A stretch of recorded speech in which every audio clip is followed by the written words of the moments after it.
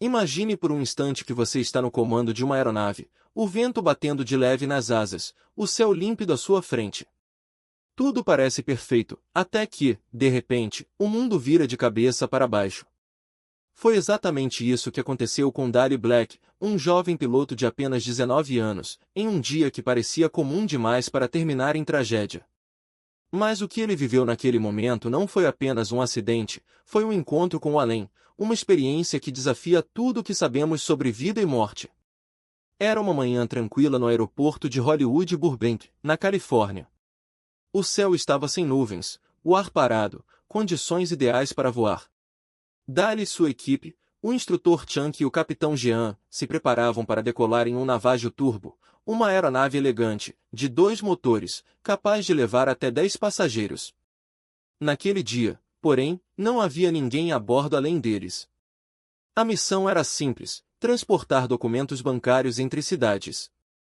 Nada que sugerisse o pesadelo que estava por vir. Minutos antes da decolagem, algo incomum aconteceu. Dali e Chunk trocaram de lugar. O instrutor assumiu o assento do copiloto, enquanto Jean permaneceu no comando. Dali, por sua vez, ocupou um terceiro assento temporário. Uma mudança aparentemente insignificante, mas que, mais tarde, se revelaria crucial. Afinal, como culpar alguém por um acidente se essa pessoa nem sequer estava nos controles? A decolagem começou como qualquer outra. A aeronave ganhou velocidade, as rodas deixaram o chão, o nariz se ergueu. Tudo parecia normal. Até que, de repente, algo deu errado. A altitude não aumentava como deveria. O avião, apesar de inclinado para cima, não subia. Dali percebeu o perigo, mas antes que pudesse reagir, ouviu sons estranhos, um alerta silencioso de que algo terrível estava prestes a acontecer. Foi então que Chunk, o instrutor, agarrou os controles com força. Dali ergueu as mãos instintivamente, e no mesmo instante, o outro piloto as puxou contra seu peito, como se tentasse evitar o inevitável. Mas já era tarde demais. Em uma fração de segundo, a aeronave se chocou contra um mausoléu de 7 andares a 217 km/h. O impacto foi brutal, arrasador. Não houve escapatória, nem chance de reação. Os 3 pilotos foram arremessados contra a estrutura de concreto com uma violência que não deixava dúvidas, ninguém sobreviveria àquilo. E, de fato, não sobreviveram. Ou pelo menos, não como esperavam. Dali se viu flutuando acima do cenário de destruição, olhando para baixo como se assistisse a um filme. 3 corpos jaziam ali, inertes. Ele não reconheceu nenhum deles de imediato. Não se lembrava de quem era, de onde estava, nem mesmo de que era um piloto. Apenas observava, atônito, até que, aos poucos, a realidade começou a se encaixar. Primeiro, identificou Jean. Depois, Chunk. E então, com um choque, percebeu que o terceiro corpo era o seu próprio. A cena era surreal. Ele podia ver suas roupas, as calças impecáveis, os sapatos de ponta fina que tanto gostava, a camisa ainda intacta. Como isso aconteceu? Pensou. Eu tinha tanto pela frente. A tristeza o invadiu por um instante, mas não havia dor, nem medo. Apenas uma estranha sensação de paz, como se o tempo tivesse parado. Os relatórios da autópsia confirmariam depois, o impacto contra o mausoléu havia sido fatal para os outros 2 pilotos. A força da colisão rompeu vasos sanguíneos, causando hemorragias internas irreversíveis. Para Dali, porém, o destino reservava algo diferente. Ele caiu de uma altura de mais de 20 metros, sofrendo um segundo impacto ao atingir o solo, um choque tão violento que, em condições normais, teria sido letal. Mas não foi. Os socorristas chegaram e encontraram os 3 pilotos em estado crítico. Dali tinha cortes profundos por todo o corpo, mas nenhuma gota de sangue escorria. O mesmo acontecia com os outros 2. Um deles estava decapitado, o outro com o abdômen aberto, mas nenhum sinal de hemorragia. Engenheiros da Lockheed, que investigaram o acidente, concluíram: os 3 estavam mortos. Clinicamente, não havia mais o que fazer. Enquanto isso, Dali observava tudo de cima, como se estivesse em um lugar fora do tempo. Demorou cerca de 20 segundos para entender o que via. Aquele é o Gene. Aquele é o Chunk. E aquele, sou eu. A confusão deu lugar à clareza. Foi um acidente de avião. O Navajo, prefixo N9150Y. Eu estava lá. Mas como podia estar morto se nunca se sentirá tão vivo? Como seu corpo podia estar ali, inerte, enquanto ele tinha plena consciência de si mesmo? O mausoléu que os recebeu não era um lugar qualquer. Chamava-se Portal das Asas Dobradas e homenageava pilotos famosos, como Amelia Earhart e os irmãos Wright. Uma ironia do destino, 3 aviadores perderam a vida exatamente onde outros, lendários, eram lembrados. O acidente se tornou um dos mais simbólicos da história da aviação americana, e anos depois, Dali foi homenageado com uma placa no mesmo local. Ao lado de nomes ilustres, sua trajetória foi gravada para sempre, acompanhada de uma pergunta simples, mas profunda: você acredita em Jesus Cristo? Hoje, Dali conta essa história não como um sobrevivente de um acidente, mas como alguém que teve um vislumbre do que existe além da vida. Ele morreu naquele dia, sim. Mas voltou para contar o que viu. E o que viu o transformou para sempre. Descobrir algo novo sobre a realidade que nos cerca?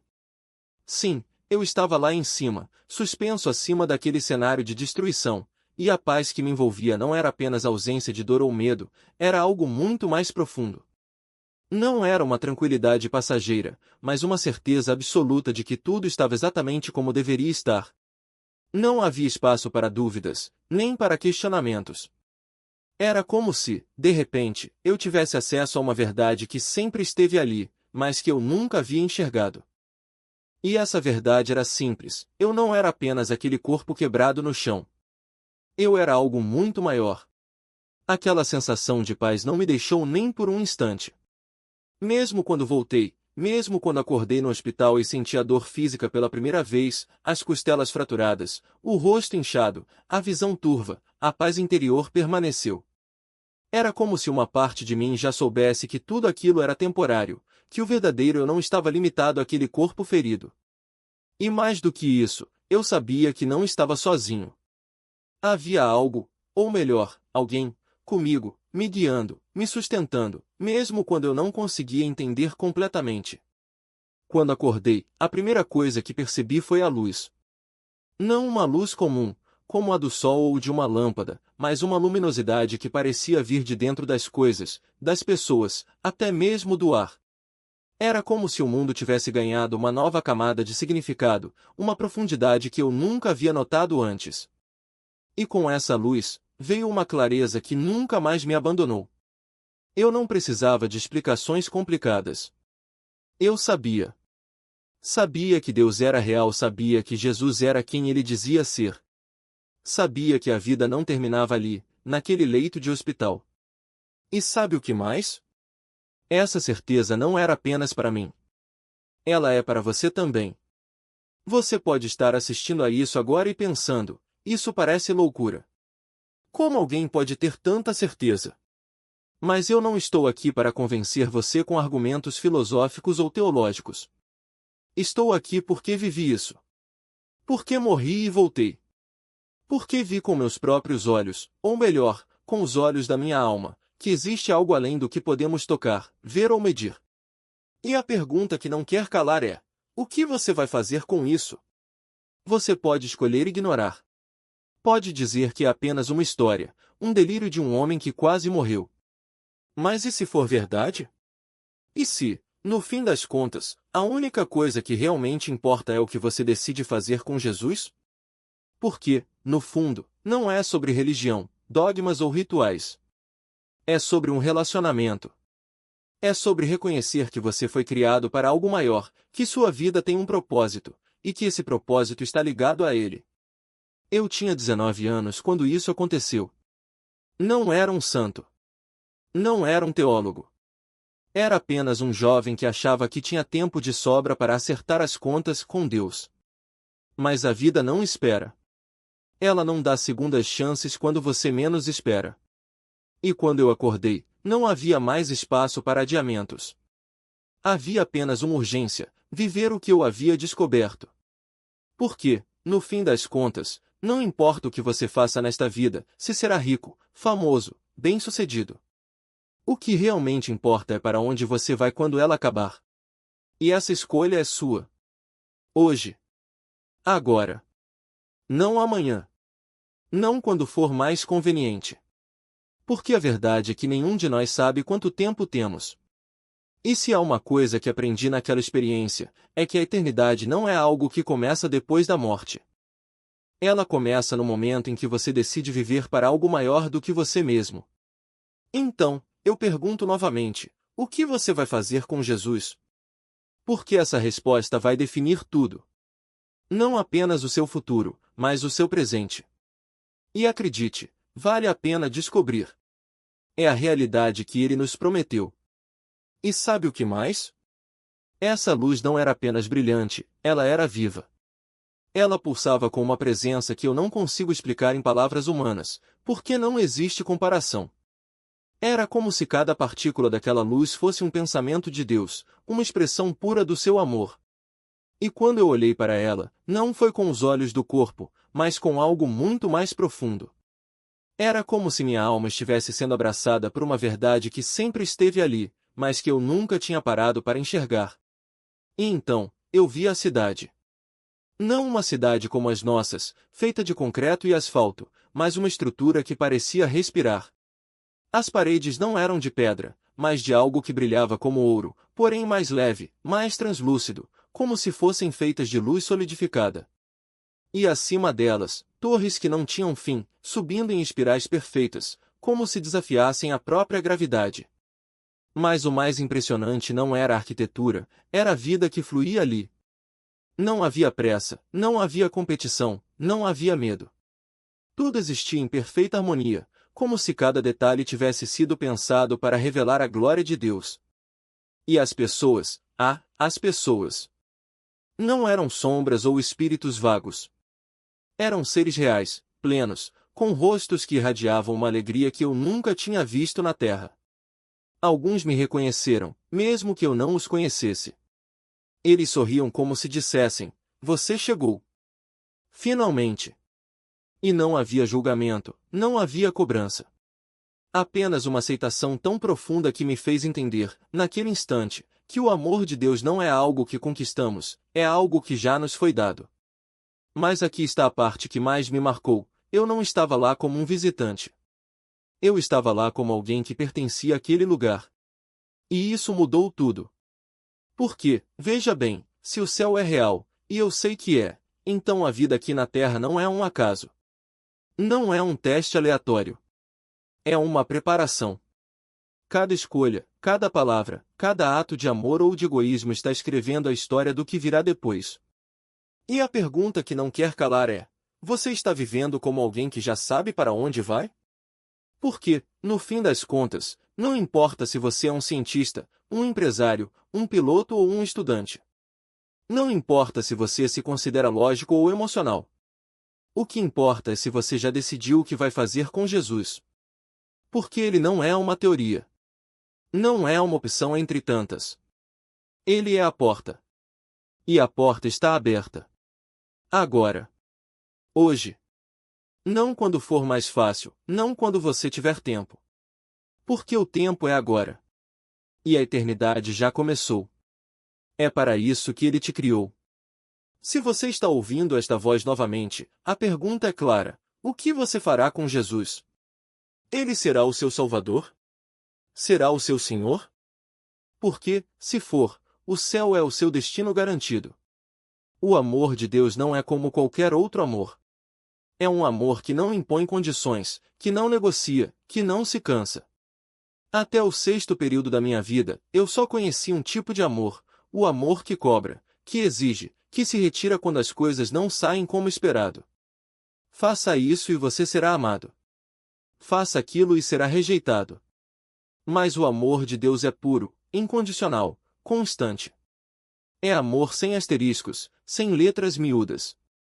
E se hoje você não se sente amado, saiba que no céu não faltará amor.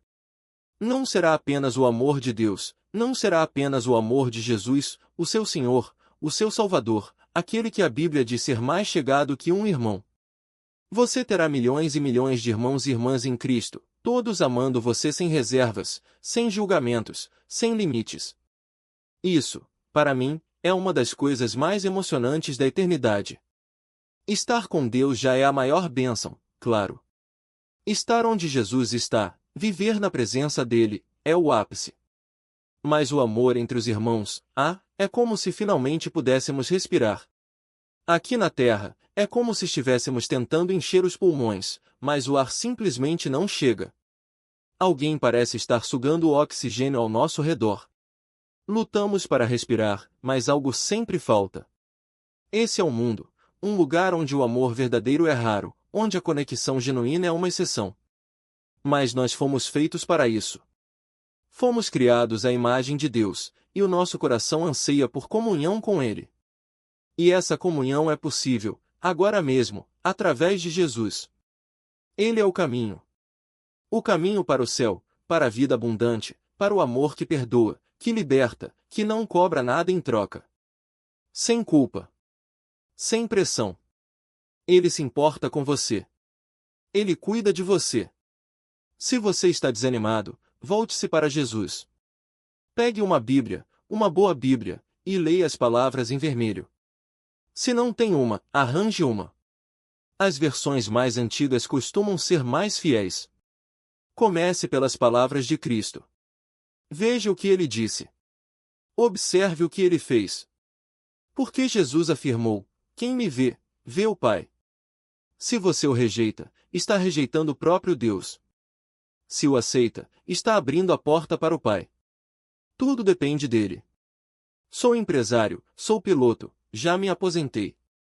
Mas, no fim, tudo se resume a uma coisa: o que você fará com Jesus, o Messias? Com o Evangelho que Deus enviou à Terra? Você não precisa ser um teólogo. Não precisa frequentar uma igreja toda semana. Não estou dizendo para mudar de congregação agora, se já tem uma. O que estou dizendo é: coloque a sua mão na mão de Jesus. Segure-a com o seu coração. Diga: toma-me, sou seu. Entrego a minha vida a ti. No cockpit de um avião, especialmente nos grandes jatos, sempre há mais de um piloto. Antes eram 4, depois 3, agora 2. Em breve, talvez apenas um, mas não vamos entrar no assunto da inteligência artificial pilotando aviões. O que importa é que, na cabine, é fundamental definir quem está no comando. Quem está realmente pilotando a aeronave? Há procedimentos claros. Se o comandante passa o controle para o copiloto, ele diz: a aeronave é sua. E o copiloto responde: eu tenho o controle. Essa transferência de autoridade fica registrada na caixa preta. É uma questão de segurança. Quem está no comando? Quem toma as decisões? Pode ser o piloto da direita ou da esquerda, não importa. O essencial é saber quem está pilotando. A vida é como esse voo. E, para mim, quando era jovem, tomei uma decisão, entreguei o controle da minha vida a Jesus Cristo. Disse: eu sou como este avião. Estava tomando as decisões sozinho. Agora, entrego os controles a ti. Diga-me para onde ir, qual altitude voar, qual velocidade manter. Eu seguirei as tuas ordens. Essa é uma vida rendida. Você não precisa fazer isso todos os dias, a cada hora, para garantir o céu. Mas eu escolhi viver assim, e minha esposa, Paula, também. Todas as manhãs, perguntamos: Senhor, o que queres que façamos com as nossas vidas hoje? E, com tudo o que tem acontecido no mundo, chegamos a um ponto em que dizemos: Senhor, acreditamos que podemos estar vivendo os últimos dias antes do arrebatamento. Nós cremos no arrebatamento. E nos perguntamos: se só nos restasse um ano, o que faríamos? Que cartas escreveríamos para nossa família? Que atividades priorizaríamos? Quantas coisas deixaríamos de lado, porque, afinal, só temos um ano? Não precisamos mais disso ou daquilo. Há muito que pode ser descartado para focarmos no que realmente importa. Tudo isso para dizer uma coisa: a decisão mais importante que você tomará na vida é a mesma que mencionamos no início. O que você fará com Jesus? Ele é o Filho de Deus? Foi o Messias enviado à Terra? É o presente gratuito que todos podemos receber, se apenas estendermos a mão e aceitarmos. Em Apocalipse 3:20, ele diz: Eis que estou à porta e bato. Se alguém ouvir a minha voz e abrir a porta, entrarei em sua casa e cearei com ele. Há uma maçaneta do lado de dentro do seu coração. Não há como abri-la de fora. Só você pode girá-la. E, quando fizer isso, diga: Jesus, não entendo tudo. Não quero ser um erudito. Não me importo com debates teológicos. Só quero ir para o céu. Quero uma vida melhor aqui na terra, enquanto isso. Vem para o meu coração. Vem para a minha vida. Se você fizer isso de verdade, Julie, algo extraordinário acontece. Já conversei com tantas pessoas que achavam que iriam para o céu, mas não tinham certeza. Quando finalmente abriram a porta para Jesus, quando realmente o receberam, suas vidas mudaram. E não foram apenas dezenas. Foram centenas, milhares. Porque, no momento em que você diz sim, algo dentro de você se transforma. Não é mágica. É poder. É o Espírito Santo tomando residência no seu coração. E, de repente, você percebe que nunca mais estará sozinho. Nunca mais precisará lutar sozinho. Nunca mais precisará se perguntar se é amado. Porque ele está ali. E ele nunca vai embora. Confiança absoluta. Não é apenas acreditar que ele existe, mas acreditar que ele age. Que ele se importa. Que ele intervém. Porque fé não é um sentimento passageiro, é uma decisão. Uma escolha diária de dizer: eu não entendo tudo, mas eu confio em ti. E quando você faz essa escolha, algo extraordinário acontece. As montanhas que pareciam intransponíveis começam a tremer. Os diagnósticos que antes traziam desespero se transformam em testemunhos. As portas que estavam trancadas se abrem. Por que Deus não nos chamou para viver uma vida medíocre, cheia de limitações e desculpas? Ele nos chamou para viver no sobrenatural. Para andar sobre as águas, não apenas olhar para elas. Você já parou para pensar no que aconteceria se, hoje mesmo, você decidisse orar com fé de verdade? Não com palavras vazias, mas com a certeza de que Deus está ouvindo e que Ele é capaz? Jesus não disse: peça qualquer coisa e talvez eu faça. Ele disse: peça qualquer coisa em meu nome, e eu farei. Isso não é promessa de um guru ou de um líder religioso qualquer. É a palavra do próprio Criador do universo. Do mesmo Deus que falou e as estrelas surgiram. Do mesmo Deus que disse: haja luz e a escuridão se dissipou. E sabe o que mais? Ele não está esperando que você seja perfeito para agir. Ele não está esperando que você tenha todas as respostas. Ele está esperando que você diga sim. Que você se renda. Que você pare de lutar sozinho e deixe que ele lute por você. Porque quando você faz isso, a batalha já não é mais sua, é dele. E ele nunca perde. Olhe para a história de Paulo. Um homem que perseguiu cristãos, que aprovou mortes, que respirava ameaças. Mas quando encontrou Jesus, sua vida virou de cabeça para baixo. Ele não se tornou um homem melhor por esforço próprio. Ele se tornou um homem transformado porque permitiu que o poder de Deus operasse nele. E o mesmo pode acontecer com você. Não importa o que você fez, não importa o que disseram que você é, não importa o tamanho do seu erro. Deus não olha para o seu passado, Ele olha para o seu potencial. Para o que você pode se tornar quando Ele entrar em cena. E quando Ele entra, as coisas mudam. Não é teoria. Não é filosofia. É realidade. Minha esposa poderia ter aceitado o diagnóstico. Poderia ter se entregado ao medo. Poderia ter dito: bem, é o que é. Mas ela escolheu acreditar. Escolheu declarar a palavra de Deus sobre a sua vida. Escolheu viver pela fé, não pelas circunstâncias. E hoje, décadas depois, ela não é apenas uma sobrevivente, ela é uma guerreira. Uma prova viva de que Deus não nos abandona no vale da sombra da morte. Então, eu pergunto a você: o que você está esperando? O que está segurando você? O medo? A dúvida? A vergonha? Deixe isso para trás. Por que Deus não está interessado no que você foi? Ele está interessado no que você pode ser. E Ele está pronto para fazer infinitamente mais do que você pode imaginar. Basta você dar o primeiro passo. Basta você dizer sim.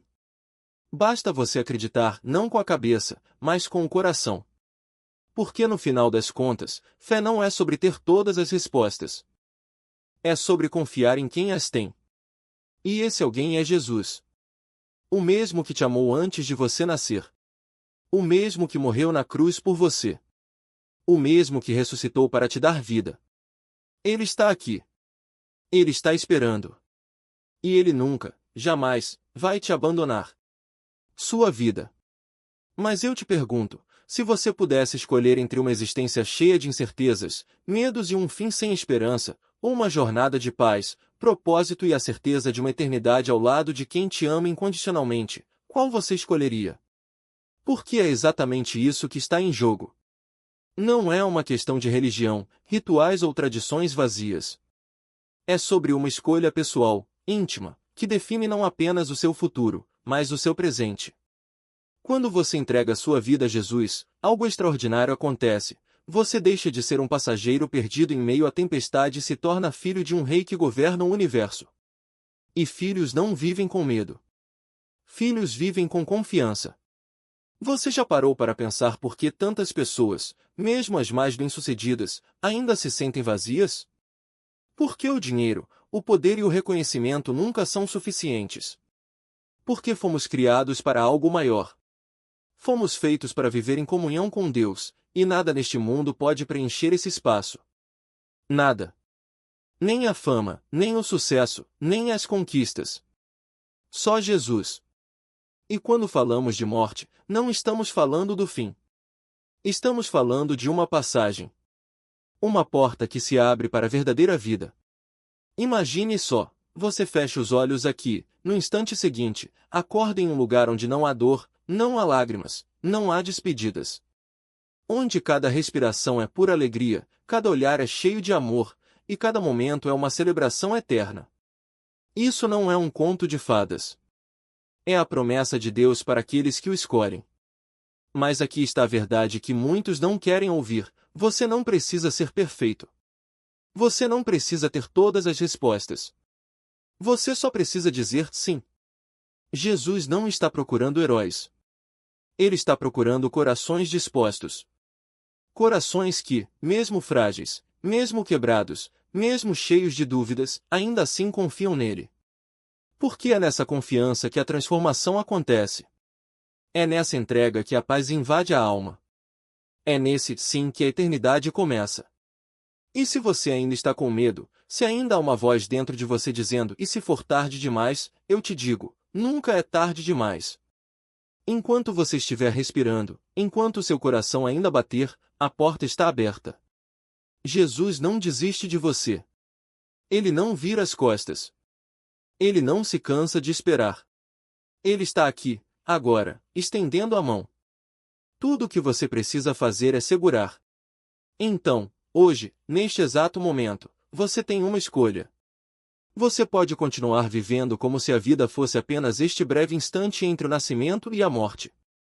Ou pode aceitar o convite de quem te criou, de quem te conhece melhor do que você mesmo, e descobrir que a vida real começa quando você diz sim a ele. Não espere o amanhã. Não espere uma crise, uma perda ou um susto para tomar essa decisão. Faça isso agora. Porque a eternidade não espera. E a vida que você sempre sonhou, a vida que você foi feito para viver, está a apenas um passo de distância. Entregue. Confie. E deixe Jesus assumir o controle. Porque, no final, a única coisa que realmente importa é estar com Ele. E Ele está esperando por você. Não faça isso por ignorância. Jesus já abriu o caminho. Ele já pagou o preço por você. Então, pelo menos, considere com seriedade que Ele é a resposta para tudo aquilo que você não é, para tudo aquilo que você busca e não encontra. E, Julie, se eu pudesse acrescentar algo mais, foi o próprio Jesus quem disse isso. No livro de Apocalipse, ele deixou claro: prefiro que você seja quente ou frio. Quente ou frio, dentro ou fora. Sim ou não. Mas não morno. Porque o morno, a Bíblia diz, Jesus o vomitará da sua boca. E, meu Deus, como vejo pessoas mornas hoje em dia. Elas dizem: bem, eu acredito em Deus. Mas até Satanás acredita em Deus, e ele não será salvo. Outras dizem: sou uma boa pessoa, nunca machuquei ninguém. E isso é louvável, mas não é suficiente. Você pode ser uma boa pessoa, pode tentar nunca ferir ninguém, mas isso não o levará ao céu. O caminho para o céu é um só, através de Jesus. Eu sou o caminho, a verdade e a vida, ele disse. Ninguém vem ao Pai senão por mim. Jesus é a sua resposta. Dê a ele uma chance. Faça uma oração simples. Não precisa ser neste exato momento, mas se eu pudesse dizer às pessoas como orar, seria algo assim: Deus, eu preciso de ti. Reconheço que não tenho certeza do meu futuro. Sei que sou pecador e preciso me arrepender. Esse é um passo fundamental. Nenhum de nós está isento de pecar. Então, diga: Senhor, perdoa os meus pecados. Vem para o meu coração, para a minha vida, reine em mim. As palavras exatas não importam tanto quanto o coração sincero. Convide-o para entrar, arrependa-se e veja como sua vida começará a mudar. Talvez não na primeira hora, mas em breve. É como plantar uma semente na terra: você a cobre com um pouco de solo, rega com água, que é o Espírito Santo, e deixa que a luz, o amor e a vida de Deus façam o resto. Ele cuidará do crescimento. E, Julie, podemos todos reservar nosso lugar no céu, não podemos? Dali, você nos conduziria em oração? Com prazer. Pai, agradeço-te por esta oportunidade de estar aqui com Julie e Dave. Eles são canais maravilhosos, vidas abençoadas. Vejo o teu amor neles, a vida de Deus pulsando em cada palavra e ação. Peço-te, Senhor, que continues a usá-los, a uni-los ainda mais um ao outro e a ti. Que o trabalho deles, o canal, o ministério, se assim posso chamar, floresça e se multiplique para a tua glória e para o bem deles. E, Pai, por aqueles que ouviram este podcast, oro para que toques profundamente em cada coração que é teu filho, que está aberto e disposto a ouvir. Fala com eles agora. Torna impossível que resistam ao teu chamado. Sim, em nome de Jesus, eu me levanto contra ti, Satanás. És um mentiroso, um ladrão, e o teu tempo está contado. Sai da mente da vida daqueles que estão ouvindo, seja agora, daqui a 10 anos ou em qualquer momento. Vamos fazer isso, Pai. Envia o teu Espírito Santo para mover-se nos corações e nas mentes de todos que ouviram estas palavras. Damos-te honra e glória, e oramos tudo isso no majestoso nome de Jesus. Sim. Sim. Amém. Amém.